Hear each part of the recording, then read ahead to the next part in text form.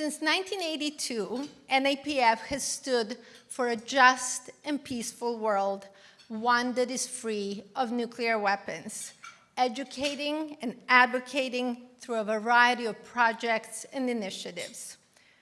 Over those decades, the nuclear threat has waxed and waned, reaching a crescendo in recent years with wars, conflicts, and tensions in Ukraine, Gaza and the Middle East, and in East Asia, demonstrating that the nuclear threat is not just ever present, but bubbling up, threatening not only to take innocent lives, but to extinguish human civilization and possibly all of life on the planet. That we humans have devised something that can destroy life, which has evolved over millions and billions of years on this beautiful planet, and human civilizations, which we have built over thousands of years, is quite simply incomprehensible. But therein lies the solution as well, that we can, in fact, eliminate this existential threat. As Jeffrey Goldberg wrote earlier this year in an article in The Atlantic, reflecting on the 80 years of the nuclear age and quoting a good friend of NAPF's, Professor Marty Hellman at Stanford University, the only way to win at nuclear roulette is to stop playing. What NAPF does each and every day is work to ensure that we eliminate nuclear weapons and stop playing with the future of humanity.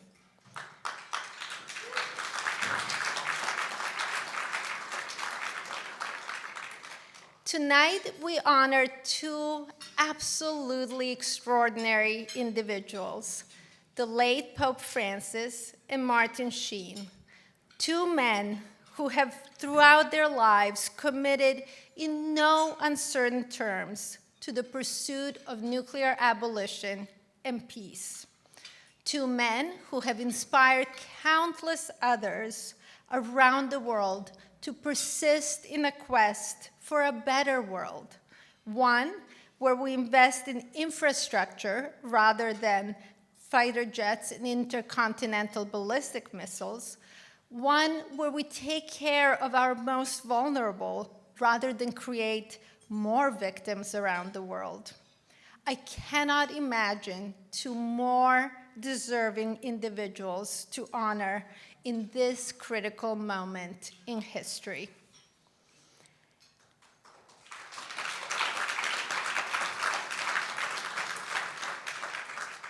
I'm deeply grateful to all of you for being with us tonight, to the extraordinary board of the Nuclear Age Peace Foundation for all of their love and support, to our amazing staff, Carol Warner, Christian Chubanu, and Kenneth Chiu, and most especially to the dinner co-chairs, Mary Becker and Jill Dexter, without whom this evening quite simply would not be possible.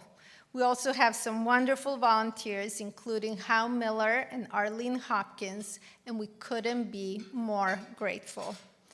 During the program, you will hear reflections on Pope Francis's and Martin Sheen's lives and contributions. You will also hear some poetry. But first off, I would like to invite the Santa Barbara City Council member and professor at Santa Barbara City College, Kristen Sneddon, to present the Santa Barbara Proclamation in honor of the 38th Evening for Peace on behalf of Santa Barbara Mayor Randy Rowse. Please join me in welcoming Kristen Sneddon. Hello, it is my true honor to be here tonight. Mayor Randy Rowse was very sorry he couldn't attend, but he asked me on his behalf to read the proclamation as put forward, an Evening of Peace, September 26, 2025. Whereas the Nuclear Age Peace Foundation has, for more than 40 years, advocated for a world free of nuclear weapons annually honoring outstanding leaders who champion peace, and whereas Martin Sheen, a steadfast voice for nuclear disarmament and nonviolence, has demonstrated his commitment through peaceful demonstrations and unwavering engagement in nonviolent civil disobedience. And whereas Pope Francis ardently condemned the possession and use of nuclear weapons and remained deeply committed to building a peaceful future. And whereas this year, the Nuclear Age Peace Foundation honors Martin Sheen with the Daniel Ellsberg Lifetime Achievement Award and Pope Francis posthumously with its Distinguished Peace Leadership Award for their courageous efforts to create a more peaceful, nuclear weapon-free world. And whereas September 26 is the International Day for Total Elimination of Nuclear Weapons, recognizing our community's commitment to advancing local, national, and global peace through actions of cooperative goodwill. And whereas the City of Santa Barbara strongly supports the United States becoming a signatory to the Treaty on the Prohibition of Nuclear Weapons. Yes. Therefore, on behalf of Randy Rowse and the City Council, by virtue of the authority vested in me, in California, do hereby proclaim September 26, 2025 as an evening for peace in Santa Barbara in recognition of the International Day for the Total Elimination of Nuclear Weapons and with a call for continued efforts to cultivate peace leadership and abolish nuclear weapons for the benefit of all humanity. Thank you.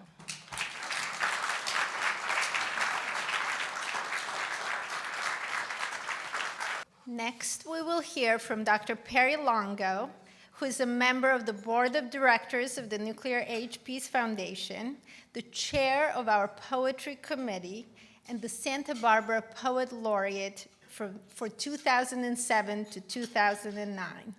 Perie, whom I consider a dear friend and mentor, will be sharing 2 poems with us this evening.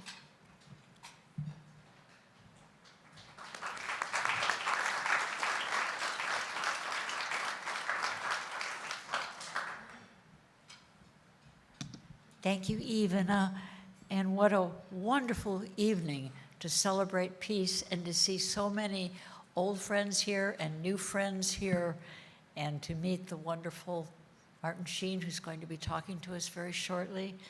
Ivana asked me to read a poem or two, and so the poem I want to read tonight has to do with the theme of the evening, which is peace.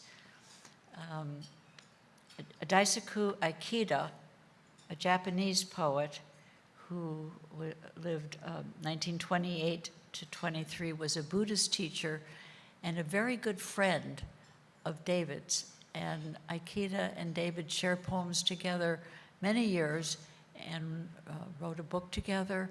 And so I'm reading Ikeda's poem tonight titled Peace, which is why we're here.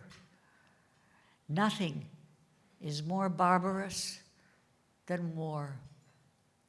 Nothing is more cruel. How many years have mothers had to weep? How many precious seasons of youth have been ruined? How much happy laughter of children has been stifled? Change history, move the age, bring the world together. If winter comes, can spring be far behind? Now is the time to vigorously sing a song of peace.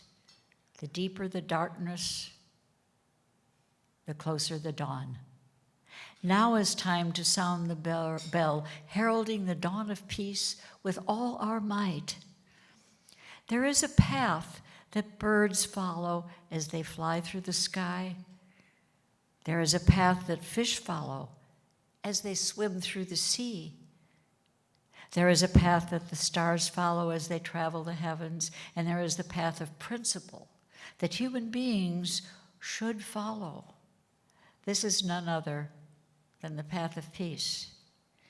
Let's begin with what we can do. Let's move forward, even if it's an inch. If you have no hope, create some. If the world around you is dark, be the sun that illuminates all. So, Azaku Akiba. So he ends that poem saying, if you have no hope, then create some. So I found this poem in my computer I wrote a couple of years ago, and I sent it to Ivana, and I said, does this work? And she said, oh, absolutely. So of a little lighter nature, here's a poem I wrote called Wrestling Hope. Eat dark chocolate to sweeten your tongue. Delete texts claiming all is lost. Send pearls of morning dew. Lose yourself in the book where characters seek light, though your eyes are filled with blur. Swim out to the buoy slapping against the seal's back. Drink coconut water to hydrate your system. Slather your dry skin with olive oil up and down your limbs to awaken the time you climbed any tree, hoping to go one branch higher. Pay no attention to how unsteady you were, swaying with the movement on its way to the moment. And here you are, half a century later, strong-arming your pen, flowing into whatever comes after, next to nothing, or the next step. And your heart does a little tap dance along with Gene Kelly while waiting for rain, even if it's beyond the stars like any mystery. Reaching for a pair of old shoes, you feel a catch in your hair, a word difficult to pin down, a sudden presence humming, hallelujah, your head in the clouds, hallelujah.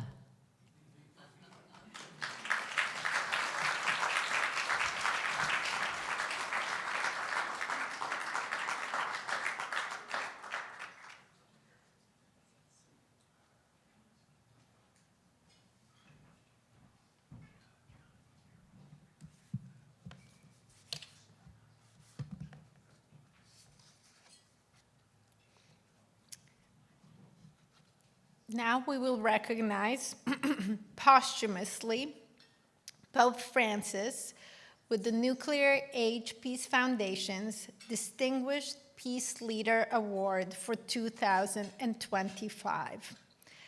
Pope Francis played a pivotal role in the advancement of the Treaty on the Prohibition of Nuclear Weapons, whose promotion and implementation the Foundation is deeply immersed in. Pope Francis believed that nuclear abolition was not just necessary, but that it was possible. He called the mere possession of nuclear weapons, and not just their use, immoral, shattering the notions of nuclear deterrence. We will now hear from Father John Deere, who will pay tribute to Pope Francis and receive the award on the late Pope's behalf. Father John Deere has been a lifelong force for peace, disarmament, and nonviolence through his lectures, books, and acts of civil disobedience in opposition to war and militarization. We're absolutely delighted to have Father John with us today. Please join me in welcoming him.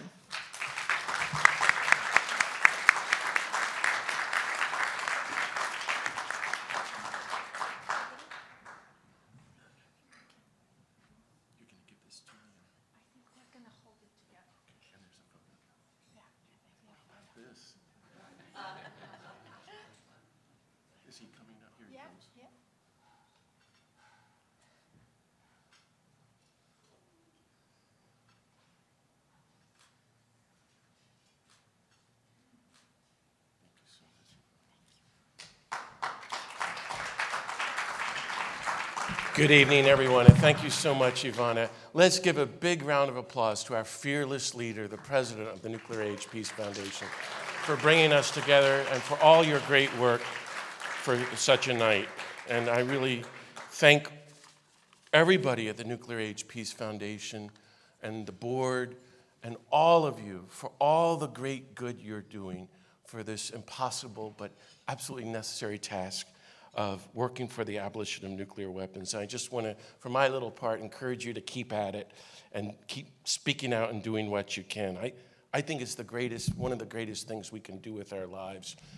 And even since we're speaking of Pope Francis, the will of God, the God of peace for all of us. But looking out at you tonight, I just have to say, I'm really nervous in front of all you holy peacemakers of Santa Barbara. And I'm reminded of the young priest who's giving his first sermon, and he's really nervous, and he comes to the podium, and he taps on the microphone and says, "Something's wrong with this microphone," and the congregation goes, "And also with you." That's my best joke, everybody. It's going to be downhill from there. I really want to thank you for honoring my friend, Martin Sheen, who's been such a support and good friend to me. As you'll see, Martin is so positive and generous and kind. But most of all, he's been so faithful and consistent in his public stand against nuclear weapons and war. It's just unparalleled. And so I'm so glad you're giving him the Daniel Ellsberg Award, and I really thank you, Martin. You know, Martin he won't tell you this, he's been arrested 60 times for nonviolent civil disobedience. Isn't that great? I myself have been arrested 85 times, though we're not counting. So let's just hope Martin can get his numbers up a little bit higher. I want to invite all of you to join me in giving a very warm welcome to Martin's wife, who's with us tonight, my friend Janet Sheen. So there she is. You're very welcome here, Janet. Okay, here goes. I think Pope Francis was the most radical, most progressive, most nonviolent, most prophetic, most peace activist-oriented pope in history, and therefore the greatest pope in history, hands down.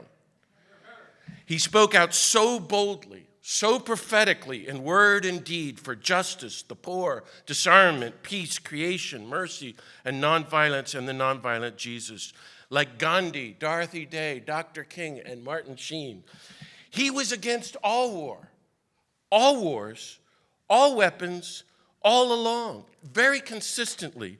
And by that I mean totally against the ongoing wars in Africa we don't hear enough about.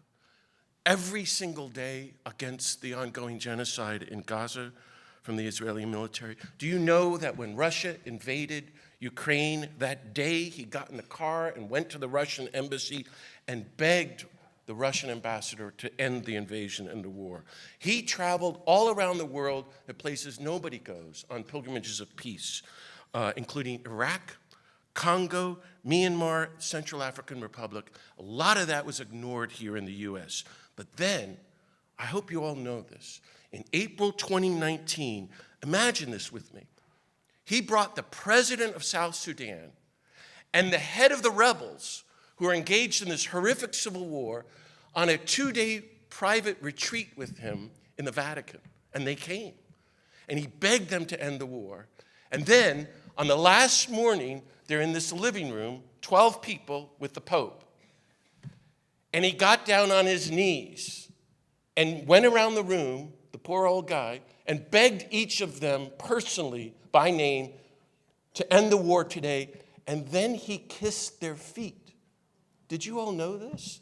It's amazing. That was showing off Pope Francis. I'm trying to make you laugh, and it's not working here.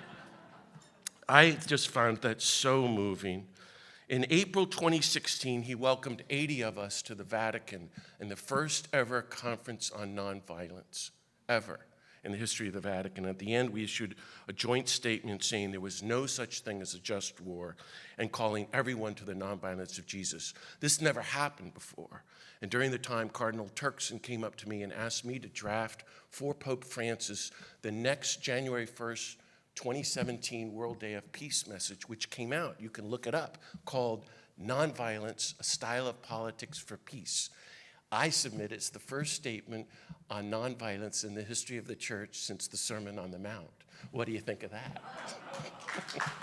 That's Pope Francis. All of that was ignored here in the US. But what we're talking about and what you know. So for example, when the UN launched the Treaty on the prohibition of nuclear weapons, Francis made sure the Vatican was the first nation to vote for it.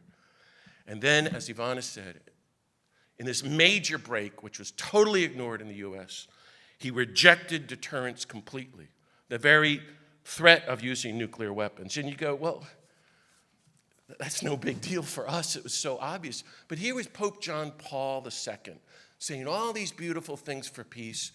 And he said, no, you got to have nuclear deterrence. And he let all the bishops and the nations off the hook. Francis stopped all of that.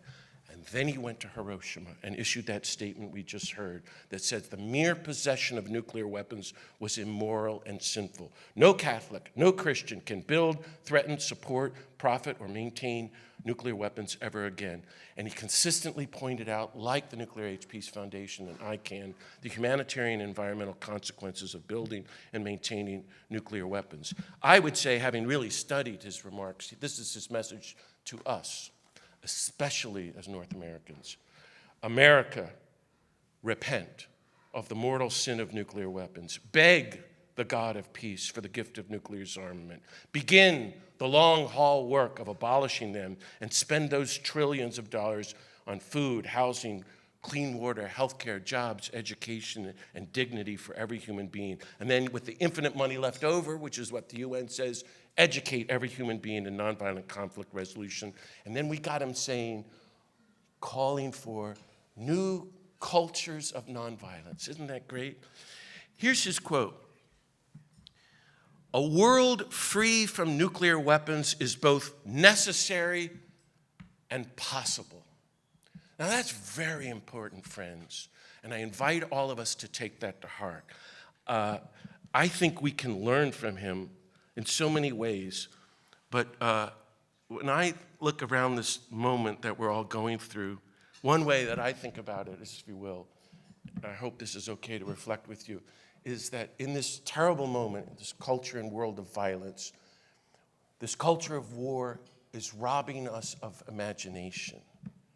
We've lost the imagination. Most people can't even imagine a world without nuclear weapons or war. And this is part of our work and what Francis was trying to do. We're totally blind. We have no vision. So what Francis was doing was helping us reclaim the imagination for peace, if you will. Now that's an ancient holy tradition and it's movement work. My heroes are the abolitionists. If you study Frederick Douglass and like William Lloyd Garrison, 200 years ago, he came up in Rochester and said, "Excuse me, America, tonight we're announcing the abolition of slavery." And everybody laughed because it was insane. You can't get rid of slavery. It's always existed. Some people aren't people. There's nothing you can do. And the abolitionists said, no. A new world is coming. A new world without slavery, a world where all human beings are equal. And they reclaimed the imagination. They built a movement for that. That's what you and I are trying to do. That's what the Nuclear Age Peace Foundation, I think, is about. And that's why we're honoring Francis, because he did that for the whole world. Only, unfortunately, our job is harder than the abolitionists, dare I say. As new abolitionists, under Francis' leadership, we have to stand up and say publicly for the rest of our lives, "Excuse me, America, tonight we are announcing the abolition of nuclear weapons and war and poverty and racism and gun violence and environmental destruction, the whole culture of violence." And everybody's going to say, "Well, you're just crazy." We're going, no. A new world is coming, as he said. It's not just necessary, it's possible. A new culture of nonviolence. The kingdom of God is at hand. I just encourage you to keep speaking out, helping us to reclaim the imagination for peace and doing what we can. And I think what we learned from Pope Francis is that we can do this, like him and Martin, for the rest of our lives, whether we live to see the victories we want or not. And as we do, we know we'll be blessed and we'll fulfill our vocations to be who we were created to be, holy peacemakers, the beloved sons and daughters of the God of peace. Thank you for giving this award to Francis.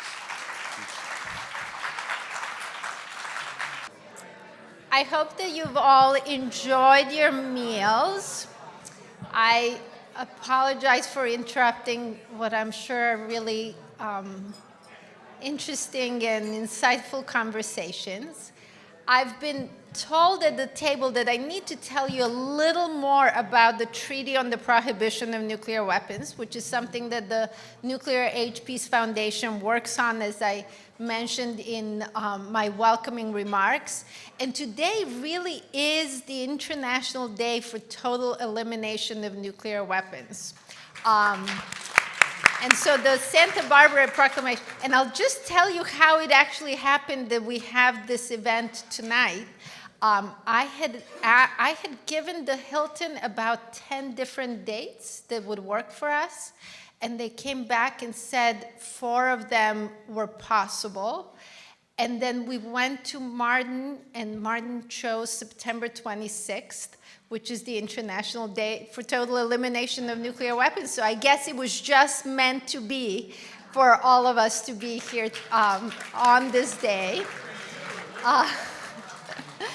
And in addition, just today, this is hot off the press, we have received news that 2 more states have joined the treaty. We now have an additional ratification and an additional signatory state, bringing the number of states in the world to 99 who support the treaty. And that is now officially more than half of all UN member states. So this is a really, really big deal. And what NAPF does, and really this is the centerpiece of our work. We do other things, but this is the centerpiece of our work. I'm actually a member of the scientific advisory group to the Treaty on the Prohibition of Nuclear Weapons, and my colleague Christian Ciobanu. Christian, if you would please stand up, so everyone can see you. Christian serves as an advisor to a very small country some of you may not have heard of. It's called the Republic of Kiribati. It's located on all 4 hemispheres, and it's located in the Pacific, exactly where there's an indentation in the international date line. And in fact, the indentation was made by our dear, at the time he was president of Kiribati, and now he's the ambassador to the UN. His country happened to be divided by the international deadline and have 2 different days of the week, at the same time. And so he went to the UN and made sure that they moved the international deadline. But Christian serves as the advisor to Kiribati on the Treaty on the Prohibition of Nuclear Weapons and works very closely with them on what are called humanitarian provisions of the treaty. So provisions on Articles 6 and 7 to assist victims of nuclear weapons use and testing and to decontaminate affected environments. So that's a little bit of good news about the treaty and kind of where we're going. The idea is that the way we think about the treaty is that we want to think of it as a kind of donut issue where we want to apply pressure on the nuclear armed states, of which there are 9, in case you didn't know. Should I name them? Yeah, I should name them. The United, it should be a symbol of shame and not a symbol of a status symbol for these states. But here they are, the shameful ones, certainly the ones that Pope Francis thought were immoral. The United States, Russia, United Kingdom, France, China, India, Pakistan, Israel, and North Korea. So those are the 9. And the idea is to put pressure on them from the outside, from the international community, and then to put pressure from the inside. And it's actually incredibly important that here in the United States, we put pressure not only because our country, and I certainly believe this, was the first one to develop nuclear weapons, the only one to ever use them in war, and also the first one to actually write a playbook for the nuclear testing era. So all of that responsibility really lies with us. But it goes beyond that. What we do as civil society in the United States matters in other places. In the 1980s, when 1 million people marched in Central Park in 1982, a young Soviet leader named Mikhail Gorbachev was paying attention. And so, again, what we do here really matters, and we will continue to push for this treaty and do everything we can to promote it and to implement it in full until all nuclear weapons are eliminated. Thank you.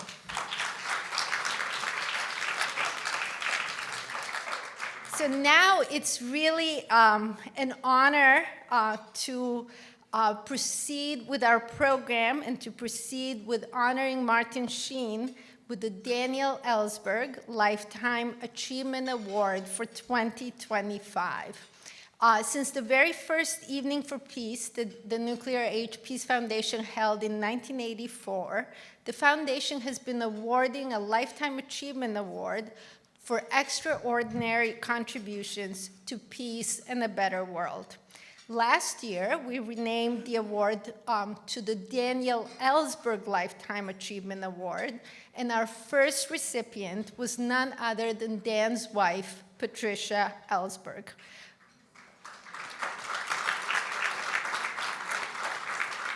Patricia is sending her love and congratulations to Martin on this great honor, and she wrote, and I'm going to quote from her message to me, "I have the lovely award I received from NAPF sitting on my desk nearby, which is a source of pride and delight. I feel all the more honored by receiving it in light of this year's honoree, Martin Sheen." End of quote.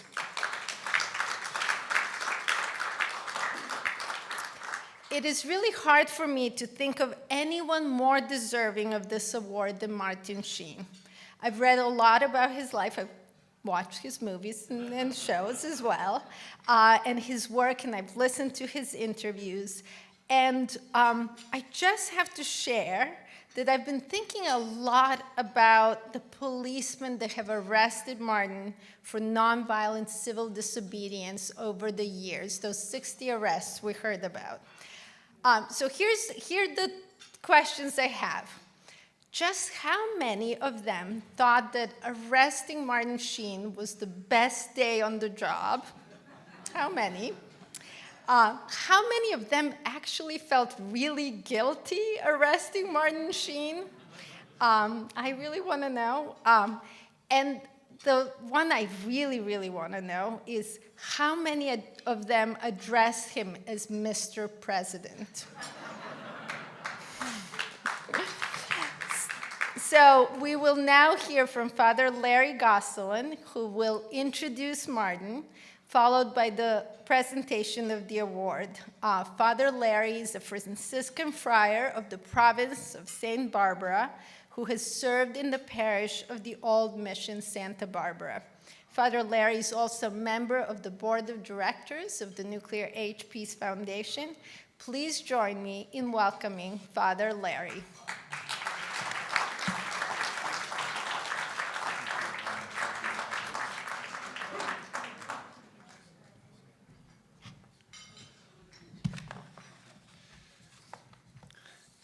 I'd actually like to begin with my closing remarks of my prepared talk. And first of all, I want to thank Janet and Martin for coming tonight.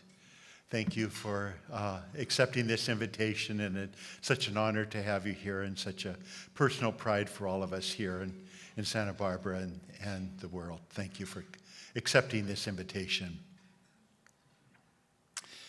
It can be said that a truly inspirational person will change the world. But before that to happen, that person will change the individual that is standing right in front of them. If this is true, and I most certainly believe that it is, then that inspirational witness found in life-defining people has been passed down and touched through the ages, as in St. Francis of Assisi, whose radical life, staged with individuality and also obscurity, but brought to universality so as to change the world and to be seen as an instrument of peace for one and for all. And there are many others who continue to reach down into the diversity of lives, whether in obscurity or notoriety, who appear in history's living legacy or modern times. For me, such exceptional modern witnesses of peace are larger than life, as they take their lives and life challenges and portray them on the modern stage of living, and especially are seen on the screen of public recognition and modern-day cinema for all the world to see. Two of these modern cinematic prophets come readily to mind and heart in these days of our lives, as we encounter and pass through the challenges of today that love and peace place upon our hearts. First of all, I must say something of my own sense of unworthiness of being asked to give this introduction tonight to the greatness of our honored guest, Martin Sheen, and his lovely wife, Janet. First of all, I was raised in a small, simple farming town. I'm a farm boy from birth in Washington. And I would never imagine, even in my wildest imaginations, that one day I would be here on this podium introducing to such prophetic and professional people as yourself this incredible honored man of Martin Sheen, who we're honoring tonight, of such immense stature in society, in Hollywood, in the world, and in our love and our respect. So, Martin, please let me divert just for a moment from the purpose that we are here tonight to honor you.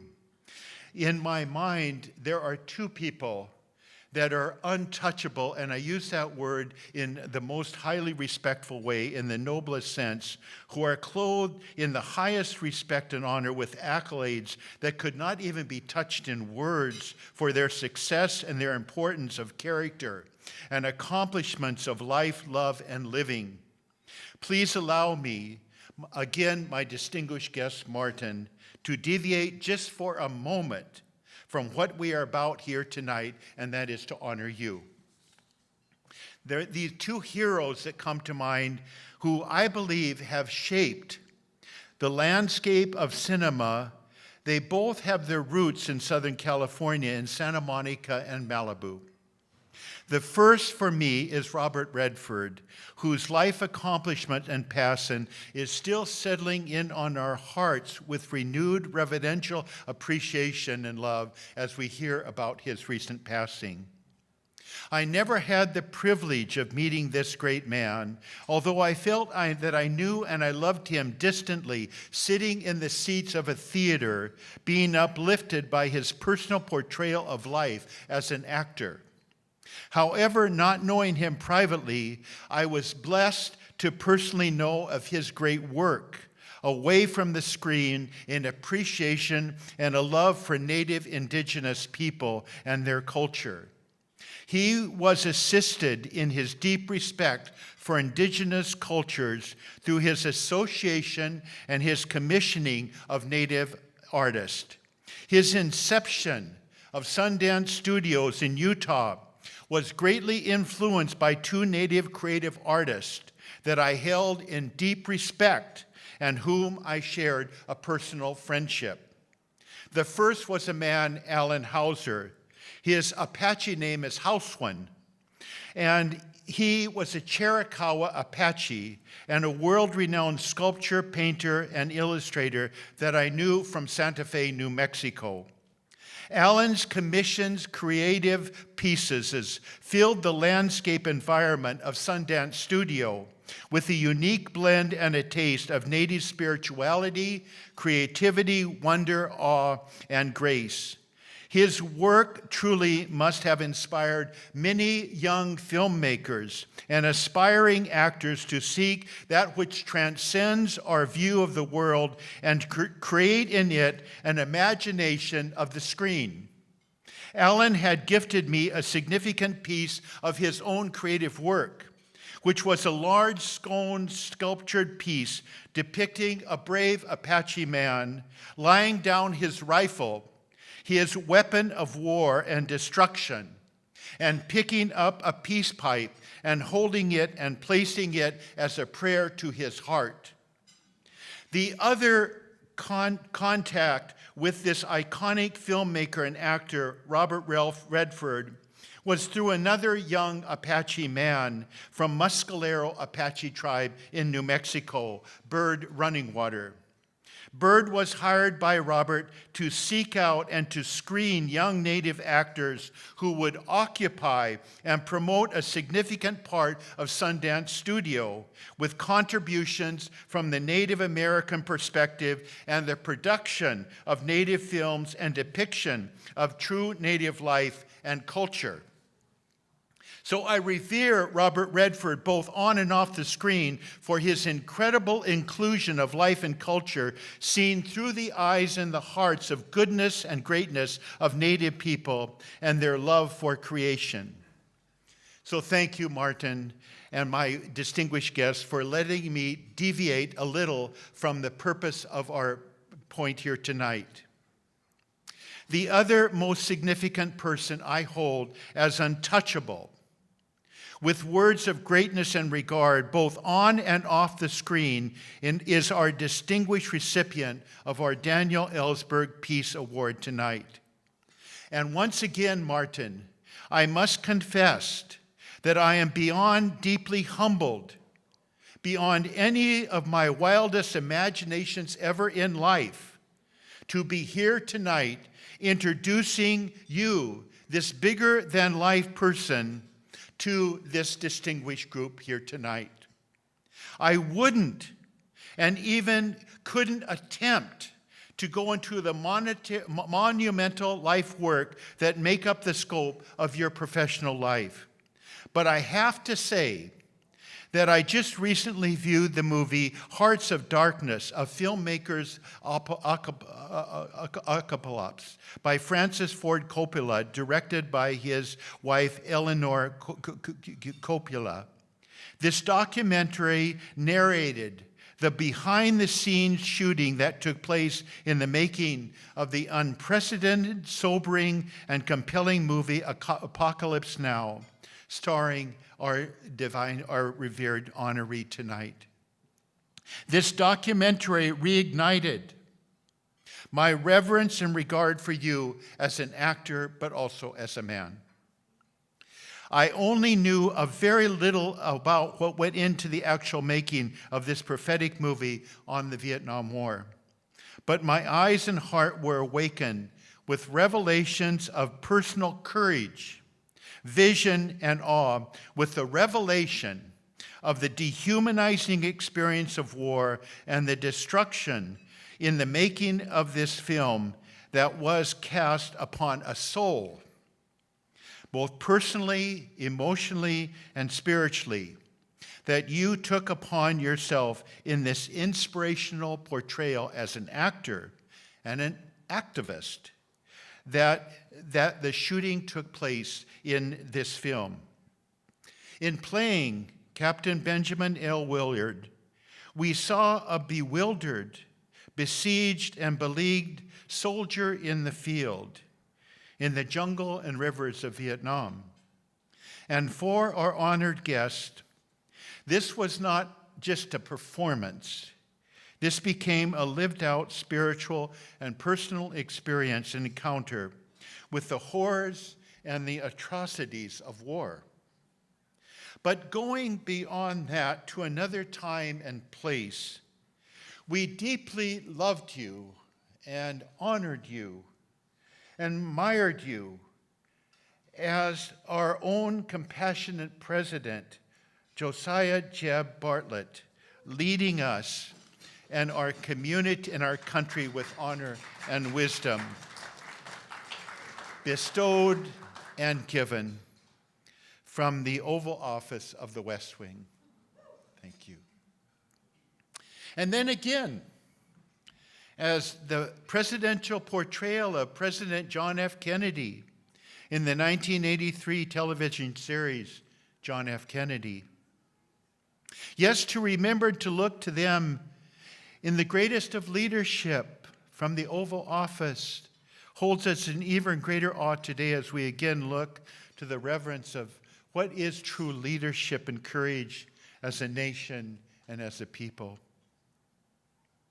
So putting all of this remarkable and monumental cinematic inspirational history aside, that is the life work embodiment of Martin Sheen. I'd like to share two personal stories of our distinguished guest that not only brings to light who you are as a person, but whose deepest values bring compassion, courage, and conviction of life. I don't know if you remember this, Martin. Maybe you do. I used to be pastor at Old Mission San Miguel up near San Luis Obispo. And when the U.S. was going to invade Iraq, there was a big demonstration, of course, across the world, but there was going to be a huge demonstration in San Francisco against the bombing of Iraq and Baghdad. And I wanted so very much to go up to San Francisco to be part of this. There were 250,000 people, as I recall, at this wonderful gathering. And unfortunately, I wasn't able to go because I had commitments at the mission there. But I listened to it on the radio, of all things. And Martin was the distinguished speaker at that event. And he gave a beautiful talk about the peace prayer of St. Francis and being instruments of peace. And I was so deeply moved and so sad that I wasn't able to be there. I felt I needed to be there. And that took place on a Saturday. On Sunday night, I was celebrating Mass at Old Mission San Miguel in our simple little church. It's a simple little church, nothing fancy in any stretch of the imagination. And I was celebrating the Spanish Mass that night. And I thought, I'm going to speak to this little simple Spanish community about the atrocities of war. And I tried to do the best I can and speaking to them that we have to seek peace. And in the middle of Mass, I saw this man walk into the church. And he sat over to the side, and I knew most of the people in our parish here, and I didn't recognize this man. But my eyes were captivated by him, and as I watched him, I saw that he was crying. And I watched him through the Mass. He was crying. Tears were just rolling down his face. It came up to communion, and he came up to receive communion from me, and I looked at him, and I thought, oh my gosh, that man kind of looks like Martin Sheen. And we finished Mass, and I went out, and I said, I'm Father Larry, and are you Martin Sheen? He said, yes, I am. I said, I can't believe you're here tonight. I said, I was listening to you yesterday in San Francisco, and I wanted to be with you, and you gave an incredible talk. And now to have you here in this church.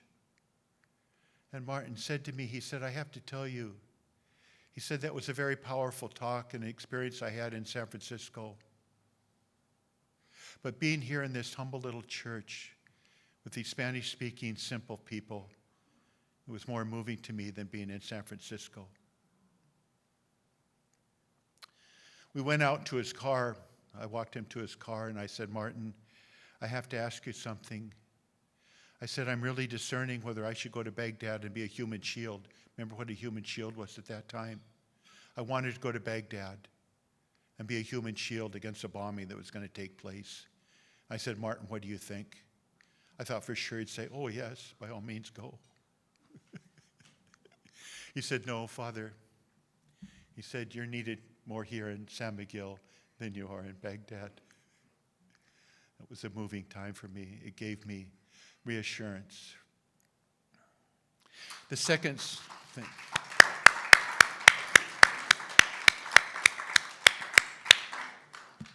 The second story is I have a friend that lives in Santa Monica, and he's become a very, very accomplished filmmaker now, and he's doing incredibly well. But he told me, he said, when I was a young boy, he said, I was working at Starbucks in Malibu as a barista, as a young boy. And I was serving coffee, and Martin Sheen walked in one day and ordered coffee. And Martin asked me, he said, well, what's your future? What do you want to do? Are you going to be a barista the rest of your life? And he said, no, I want to be a filmmaker. He said, you want to be a filmmaker? He says, I'll help you. And you gave him your phone number. You said, call him. His name was Alexander Gray. And he indeed did accomplish that. You probably don't know that, remember that, or know of it.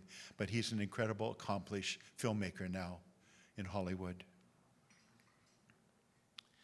So this evening, Martin, we honor you as a truly amazing, but I want to say more than that, as a holy man, who portrays for us, and I mean all of us, as people of peace, and for the entire world, the face and the force of peace. Whether on the screen or in the streets and the slums of poverty and avenues of discord, in fear or in violence, you, Martin, stand face to face with that which seeks to destroy us. And you hold nonviolence as your badge, and you stand so strong as an instrument of peace, following in the footsteps of St. Francis of Assisi. In your courageous future envisioning of how we can see a way to pursue peace, Martin, you represent for us the call to arms, not arms of destruction or weapons of war, but arms that embrace one another in the goodness and the greatness of humanity, which is the goodness and the greatness of God. Thank you, my dear, revered prophet of peace. Thank you sounds much too trivial, but we honor and we thank you for cultivating in the cinema, but also in your lives, the stage of humanity from one person that extends to the world, and the vision of the world that is free from the nuclear threat and destruction of nuclear weapons. Thank you, Martin, for this experience of honoring you and introducing you this evening. Welcome to this honoring of you this evening in this place and in this time of seeking the prophetic promise of peace that stands as our greatest call to bring to one another and to the world. Thank you.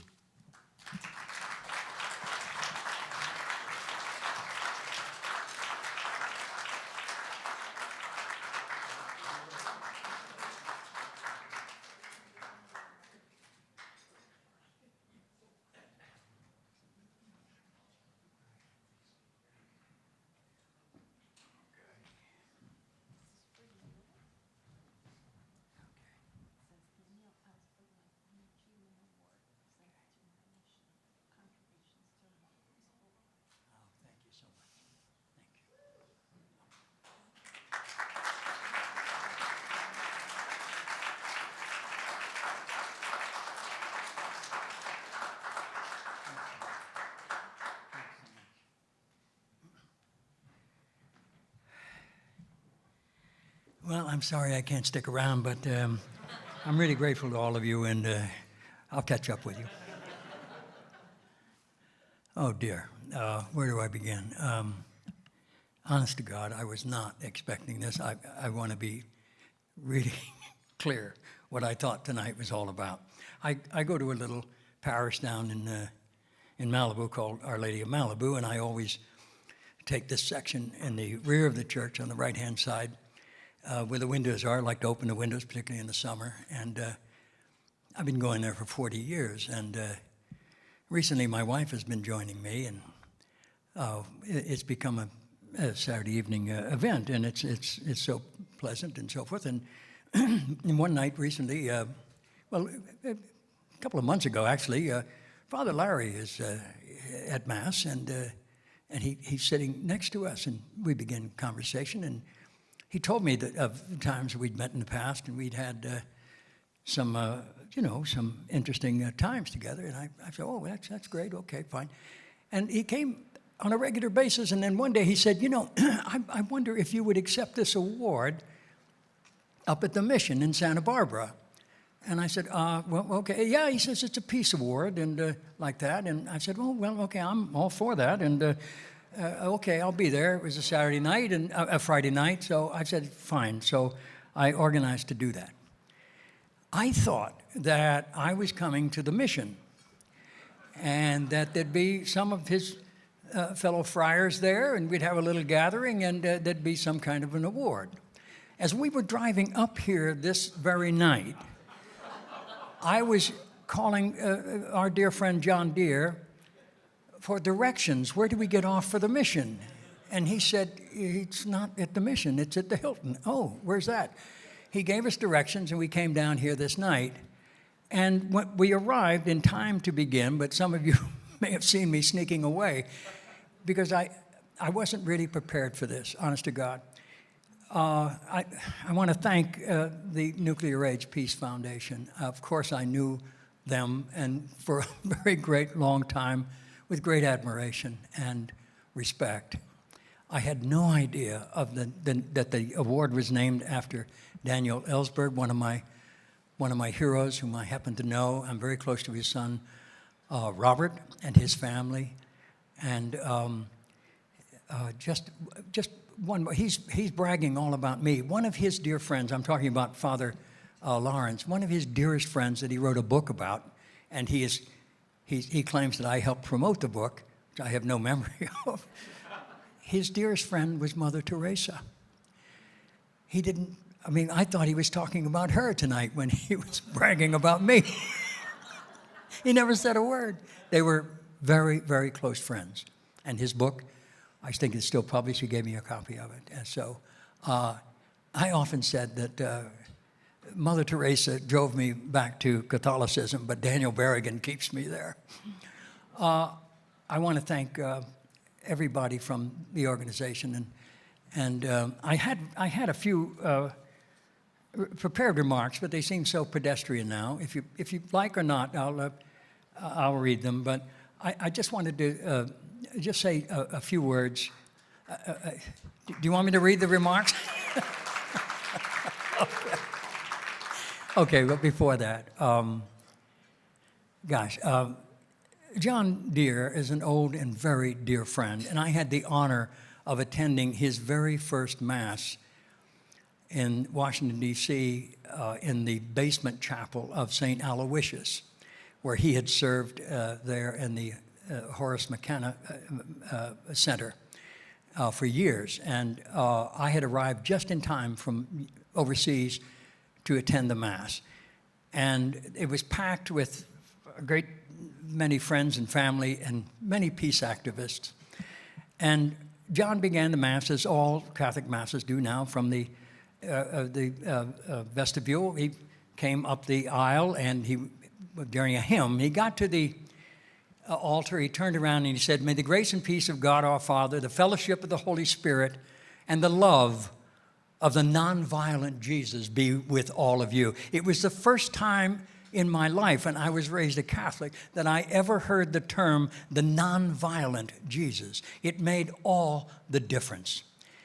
The only other time in Scripture or in prayer that I was moved to a different image of that sacred one of our Redeemer, which I believe Jesus, was the Son of God. I have no problem with that. But that he was human is even more powerful. Before Benedict changed some of the literature in the church, there was a phrase in the old creed. Some of you who are Catholic will remember this. We're talking about Jesus' entrance into the world.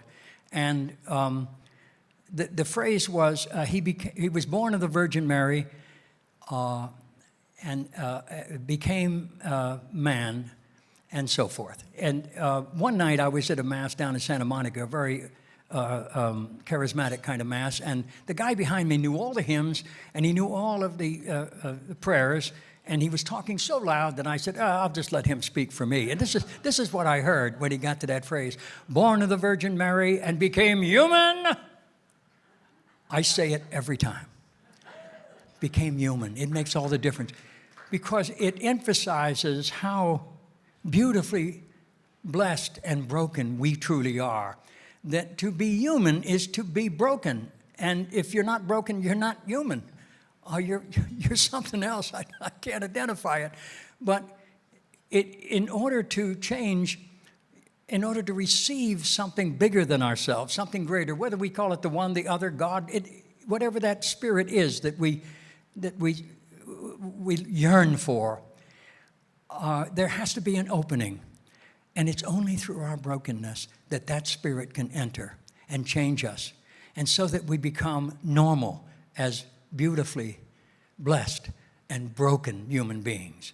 And that's what Father Lawrence and Father John are really so good at projecting. I was kind of hoping I would get to introduce John this night. Thank God I didn't, because I wasn't expecting either of these two dear men in my life to be so exquisite and really shamelessly carry on about my thing. I want to also thank, and John reminded me of a group that he and I had attended in a conference over in Oslo some years ago. And John just reminded me tonight, it was in 2013 where we were invited. The first time I had come in contact with this group, it was called the Campaign to Abolish Nuclear Weapons. And they were extraordinary. And John and I were like, these two, serious peace activists, but we had no idea what these guys were doing. I mean, they were literally, getting something done. we would go to demonstrations and make speeches and go on marches and all, and nothing ever changed except us. And that's the fundamental purpose of demonstration, is that you change. You're not going to change all the cops that some of them were very sweet arresting me and some of them punished me. But nevertheless, the idea about demonstrating is, if you believe you're going to change the world, okay, you got to start with yourself. If you change, the world is changed. And so that's the first step. Okay.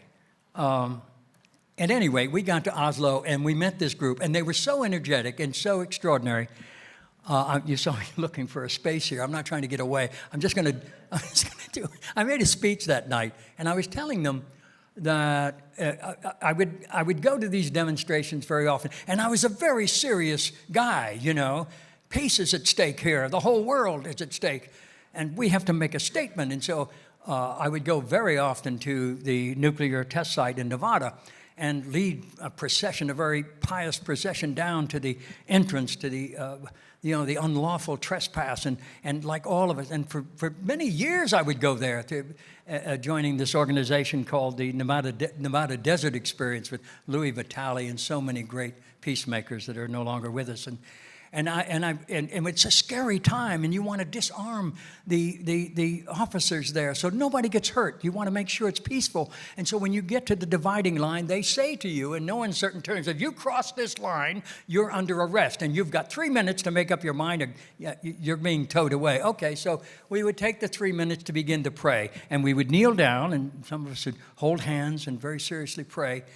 And a very tense moment, you don't know what's going to happen. And we would say the Our Father, and before we would get to forgive us our trespasses, we were arrested. And it was always a great relief that no violence was, nobody was hurt. You did what you did, the way you did it, nonviolently, humanely, and you said everything you could possibly say. and you're arrested. And so it's a great relief. And so you're handcuffed, and you're put on the bus, and you're going to be taken off to be booked, but they don't move until the bus is all filled up. So there are a number of buses there. And this one particular time, and there was a group from all over the United States, the Catholic workers, young people came from everywhere for this particular demonstration. And there were many young women in this group. And so that particular day, I was arrested and handcuffed and put on the bus, and I was so relieved, and it was a glorious moment. I was thanking God that no one had get hurt. And I looked out the window, and I saw a group of these women. They were like 6 or 7 across, and they approached the same area that I did, and they were doing the bunny hop. I swear to God, this is what they were doing.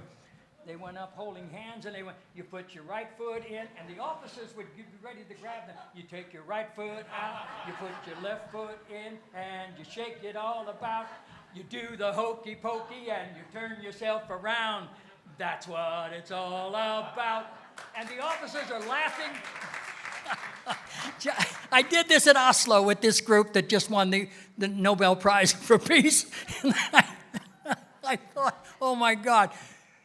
From that moment on, whenever I go to a demonstration, no matter where it is, or for what is the cause, I do it with a sense of humor. I'm not going to change the world.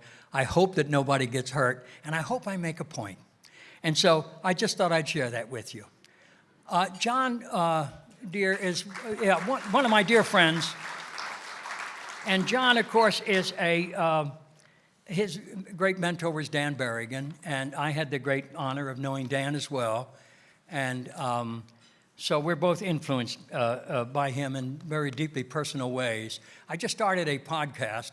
I know some of you know me, I can't even turn on a computer, but my daughter has insisted that I do this podcast because I've been loafing since I ended the last acting job. And so the podcast is I write these stories and I tell them, and I do poetry. I love poetry, and we just started recently recording some of Dan's poetry, and John has been very, very helpful in getting that because he and our dear friend Joe Cosgrove control the flow of Dan's work. Okay.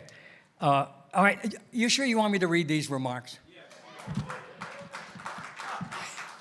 All right. It's your own fault.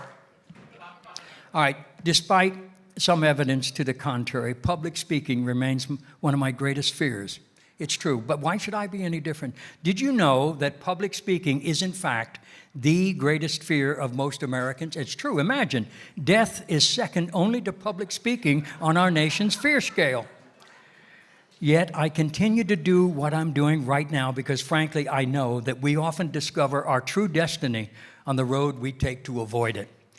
However, that does not make it less frightening or uncomfortable. One day, I confided my fear to a friend in New York City, and he taught me this little prayer poem to do whenever I begin to public speak. Lord, take me where you want me to go. Show me who you want me to see. Tell me what you want me to say. Then, Lord, get me out of your way. My friend was a Franciscan priest at St. Francis of Assisi Church, West 31st Street, Midtown Manhattan. His name was Father Michael Judge, OFM. He was the chaplain of the New York City Fire Department, and he was the first recorded victim at Ground Zero on 9/11. And I honor his soul and his presence every time I mention his name and that I was associated with him in that one small way. Thank you. There is a great hunger for truth confronting the great lie in the land, the lie that divides and diminishes us. The aim of the great lie is not universal acceptance. The aim of the great lie is individual indifference. And while history may not always remember, heaven will never forget what we did or where we hid during 47's second coming. But if what we believe is not costly, then we are left to question its value. Over the entire history of the human race, every truth began as blasphemy. And no one has ever made a contribution of any real worth without self-sacrifice, personal suffering, and sometimes even death. The Irish tell the story of a man who arrives at the gates of heaven and asks to be let in. St. Peter says, of course. Just show us your scars. The man says, I have no scars. St. Peter says, what a pity. Was there nothing worth fighting for? We are rightly challenged to find something in our lives worth fighting for, something deeply personal and uncompromising, something that unites the will of the Spirit with the work of the flesh. And when we find that, we will have discovered fire for the second time. Then we will be able to help lift up this nation and all its people to that place where the heart is without fear and the head is held high, where knowledge is free, where the world has not been broken up into fragments by narrow domestic walls, where words come out from the depths of truth, where tireless striving stretches its arms towards perfection, where the clear stream of reason has not lost its way into the dreary desert sands of dead habit, where the mind is led forward by thee into ever-widening thought and action into that heaven of freedom. Dear Father, let our country awake. Thank you so much. Thank you. Oh, one thing, just one little thing. This is worth mentioning, and I know it'll embarrass my wife, Janet, but I was preparing these remarks this afternoon, and my daughter, Renee, was typing them out and making sure that I had all the words proper. And I was telling her, okay, the Irish tell the story of a man who arrives at the gates of heaven and asks to be let in. St. Peter says, of course, just show us your scars. The man says, I have no scars. And Janet says, but my wife has. Thanks again so very much. God bless.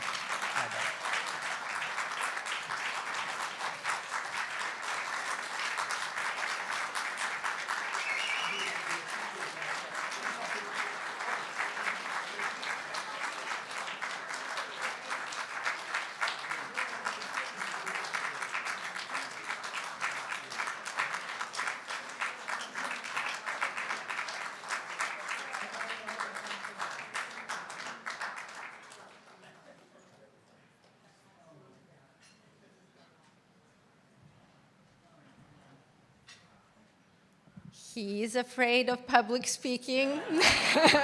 Now that's the best joke of the evening. I'm sorry, Father John, but this one wins. It is now really a pleasure to introduce and invite a good friend of mine, Véronique Christory. Véronique is the Senior Arms Advisor for the International Committee of the Red Cross, and she was in Oslo when you gave that talk. And Véronique is a member of the board of the Nuclear Age Peace Foundation and will join us at the podium to deliver a message from the board of the Nuclear Age Peace Foundation. Véronique, please come on up.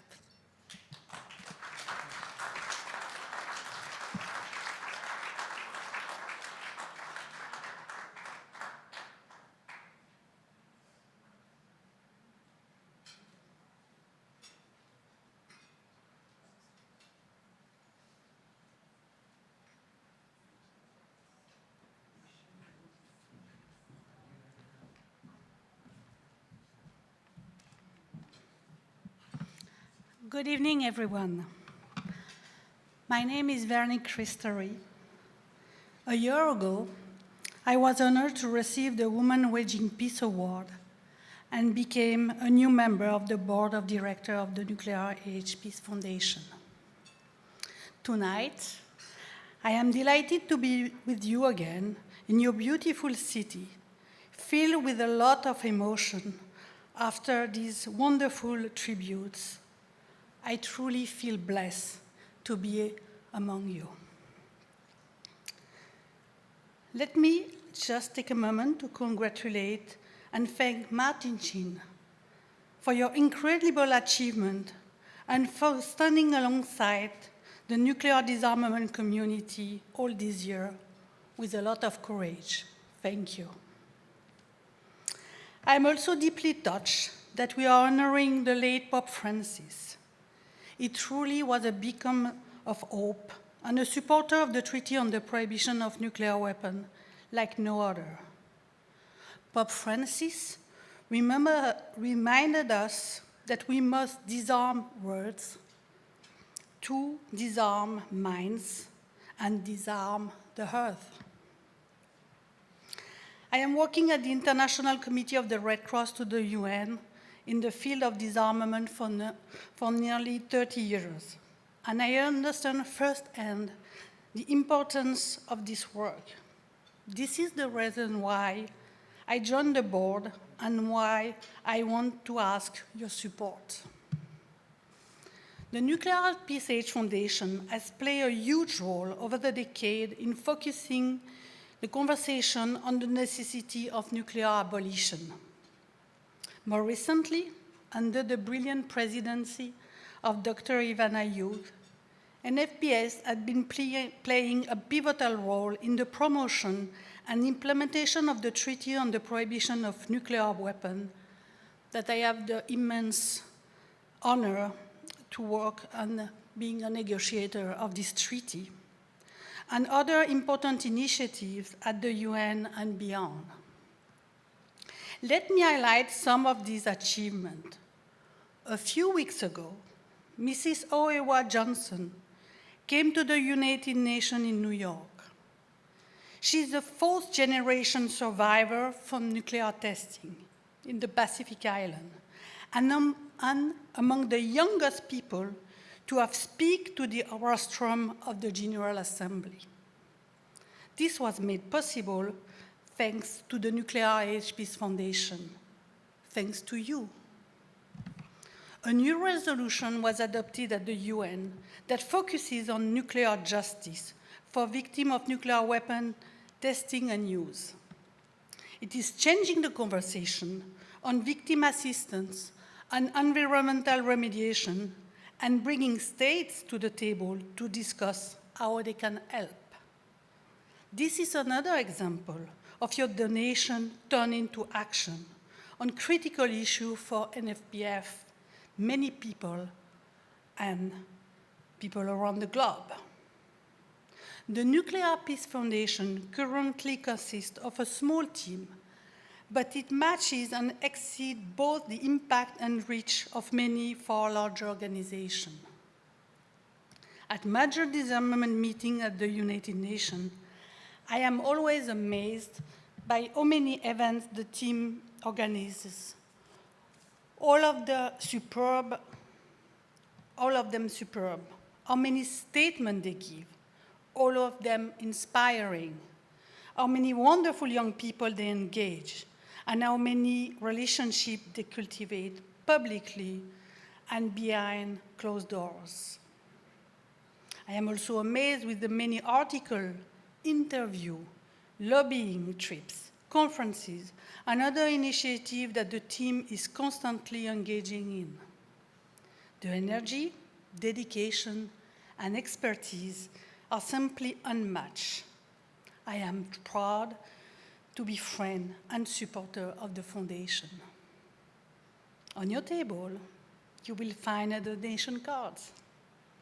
Please take a moment now and pledge a donation, small, large, or very large. Students will come around to collect them. Every dollar creates impact, and it's turned into action. We need a lot of impact and a lot of action. Thank you for your tremendous generosity. The future is not written. Together, we can ensure that the shadow of nuclear weapons never darkens our world. A world free of the existential threat of nuclear weapons is not just a dream. It must become our reality. We need to make the impossible possible. We do this work so our children and grandchildren can have a future. Please support us in this endeavor. Thank you. Merci.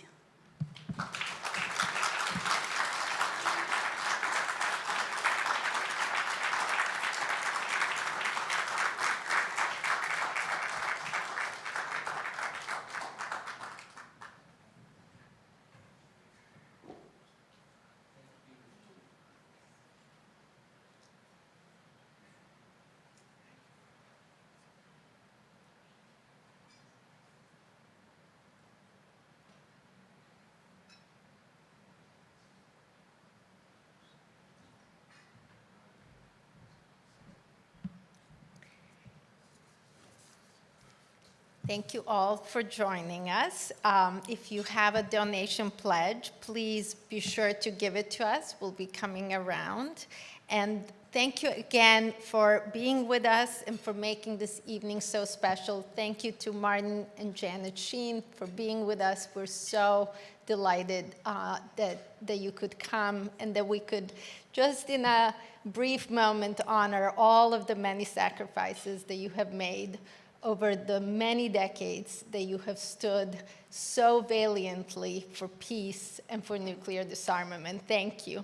And thank you to Father John and Father Larry for their inspiring remarks, to Perie Longo for her inspiring poetry and sharing the poetry of Daisaku Ikeda with us, and of course to Véronique for the really wonderful and moving pledge. I do hope that you will find it in your hearts to support us. We rely entirely on the generosity of donors, not only to put on events like this, but to do the very hard work of pursuing nuclear abolition until each and every nuclear weapon is eliminated. We are grateful for your support and for your partnership in pursuing a just and peaceful world, one that is free of nuclear weapons. Thank you.